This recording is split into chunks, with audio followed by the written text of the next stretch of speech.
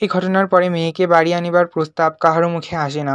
কেবল রামসুন্দর ভাবিলেন, সে সকল কুটুম্বিতার সংকোচ আমাকে আর শোভা পায় না। মর্মাহতভাবে অনেকক্ষণ চুপ করিয়া থাকিয়া অবশেষে মৃদু স্বরে কথাটা পাড়িলেন। রায়বাহাদুর কোনো কারণমাত্র উল্লেখ না করিয়া বলিলেন, সে এখন হচ্ছে না, এই বলিয়া কর্মোপলক্ষে স্থানান্তরে চলিয়া গেলেন। রামসুন্দর মেয়ের কাছে মুখ না দেখাইয়া কম্পিত হস্তে কয়েকখানি নোট চাদরের প্রান্তে বাঁধিয়া বাড়ি ফিরিয়া গেলেন। মনে মনে প্রতিজ্ঞা করিলেন, যতদিন না সমস্ত টাকা শোধ করিয়া দিয়া অসংকোচে কন্যার উপরে দাবি করিতে পারিবেন, ততদিন আর বেয়াই বাড়ি যাইবেন না। বহুদিন গেল। নিরুপমা লোকের উপর লোক পাঠায়, কিন্তু বাপের দেখা পায় না। অবশেষে অভিমান করিয়া লোক পাঠানো বন্ধ করিল। তখন রামসুন্দরের মনে বড় আঘাত লাগিল, কিন্তু তবুও গেলেন না। আশ্বিন মাস আসিল। রামসুন্দর বলিলেন, এবার পূজার সময় মাকে ঘরে আনিবই, নইলে আমি খুব একটা শক্ত রকম শপথ করিলেন। পঞ্চমী কি ষষ্ঠীর দিনে আবার চাদরের প্রান্তে গুটিকতক নোট বাঁধিয়া রামসুন্দর যাত্রার উদ্যোগ করিলেন। 5 বছরের এক নাতি আসিয়া বলিল, দাদা, আমার জন্য গাড়ি কিনতে যাচ্ছিস?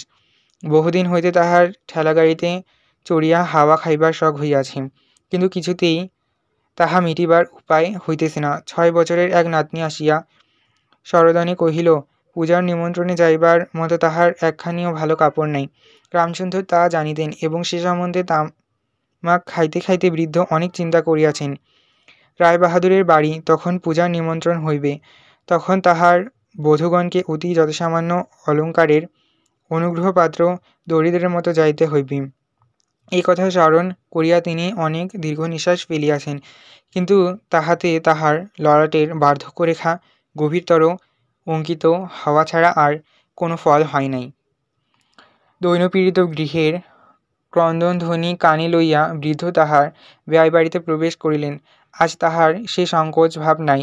দ্বাররক্ষী এবং ভৃত্যদের মুখের প্রতি সে চকিত সলজ্জ দৃষ্টিপাত দূর হইয়া গিয়াছে, যেন আপনার গৃহে প্রবেশ করিলেন।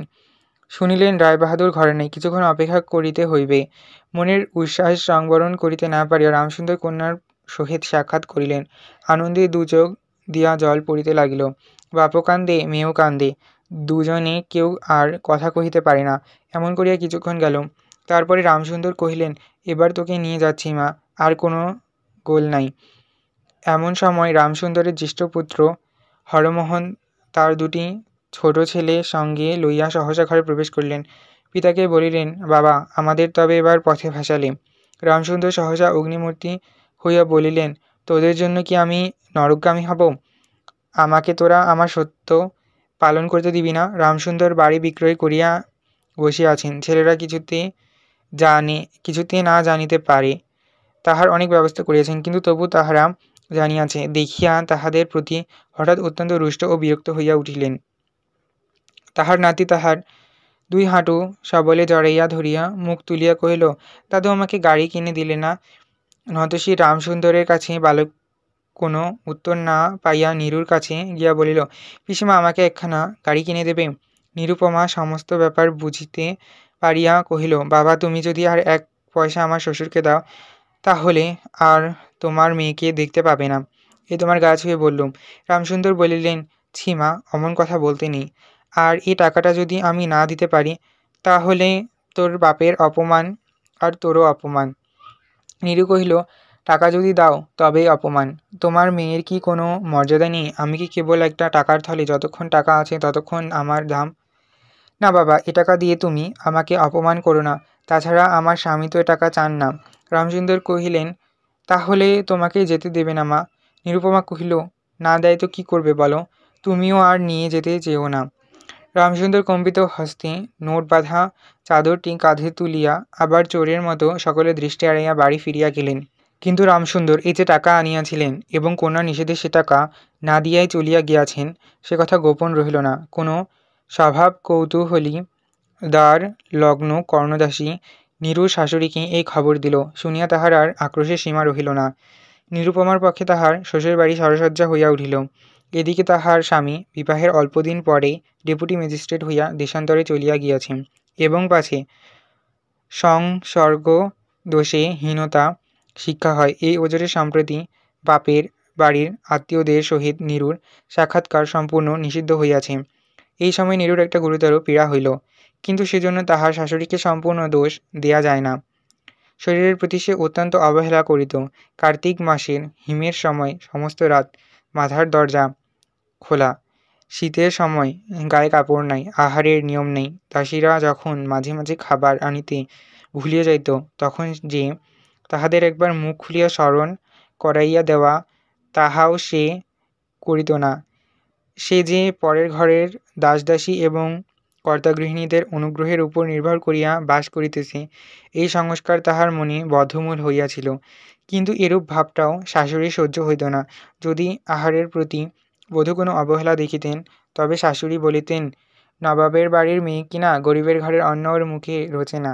কখনো বা বলিতেন, দেখো না একবার ছিঁড়ি হচ্ছে, দেখো না, দিনে দিনে যেন পোড়া কাঠ হয়ে যাচ্ছে। রোগ যখন গুরুতর হইয়া উঠিল, তখন শাশুড়ি বলিলেন, ওর সমস্ত ন্যাকামি।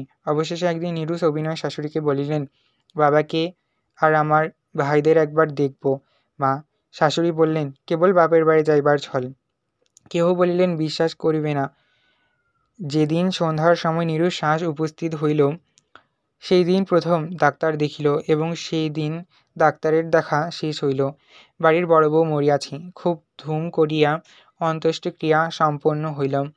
প্রতিমা বিসর্জনের সমারোহে সম্বন্ধে জেলার মধ্যে রায়চৌধুরীদের যেমন লোকবিখ্যাত প্রতিপত্তি আছে, বড় বউয়ের সৎকার সম্বন্ধে রায়বাহাদুরেরও তেমন একটা খ্যাতি রটিয়া গেল। এমন চন্দন কাষ্ঠের চিতা ও মুলুকে কেহ কখনো দেখে নাই। এমন ঘটা করিয়া শ্রাদ্ধও কেবল রায়বাহাদুরদের বাড়িতেই সম্ভব, এবং শোনা যায় ইহাতে তাহাদের কিঞ্চিৎ ঋণ হইয়াছিল। রামসুন্দরকে সান্ত্বনা দিবার সময় তাহার মেয়ের যে কিরূপ মহাসমারোহে মৃত্যু হইয়াছে, সকলেই তাহার বহুল বর্ণনা করিল। এদিকে ডেপুটি ম্যাজিস্ট্রেটের চিঠি আসিল, আমি এখানে সমস্ত বন্দোবস্ত করিয়া লইয়াছি, অতএব অবিলম্বে আমার স্ত্রীকে এখানে পাঠাইবে। রায়বাহাদুরের মহিষী লিখিলেন, বাবা, তোমার জন্য আরেকটি মেয়ের সম্বন্ধ করিয়াছি, অতএব অবিলম্বে ছুটি লইয়া এখানে আসিবে। এবারে 20,000 টাকা পণ এবং হাতে হাতে আদায়।